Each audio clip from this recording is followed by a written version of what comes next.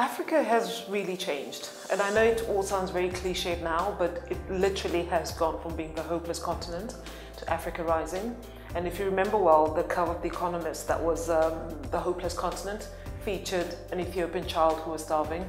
I lived in Ethiopia in 1984, so I've seen that side of Africa. And I've also been to Ethiopia more recently, and I've seen the change, and it's tremendous, and it's stupefying. You cannot believe that a country can change so dramatically in such a short period of time. So I've seen the new face of Africa, and I'd like this side of Africa to be portrayed a bit more.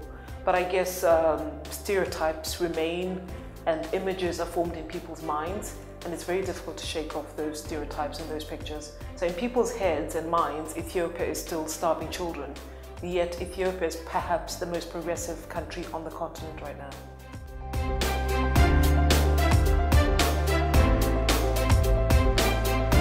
The program is premised on the premises that you've been chosen because you're a leader, but perhaps you're not aware of it, and how do we bring the leader out of you? So it's premised on the notion that leaders need to self-introspect, they need to be self-aware, and they need to self-regulate. And it did just that for me. So it was just a very intense program, very introspective. It's like an onion being peeled until you get to your very core. And then you need to decide what you do with that core. And yes, I'm more self-aware of the things that I need to change, and I'm more aware of how people perceive me, and specifically how followers perceive me, and how I need to engage better with my followers.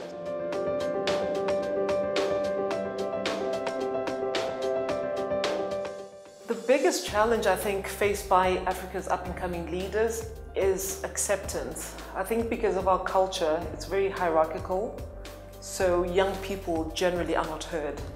And you generally don't speak unless you're spoken to, and you do as you're told. So it's a very difficult culture for sort of a new breed of young leaders to emerge within.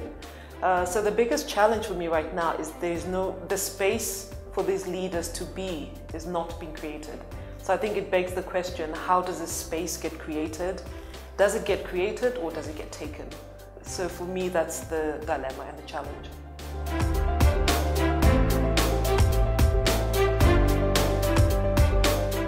The advice I'd give to young Africans in my country or anywhere on the continent is to just continue.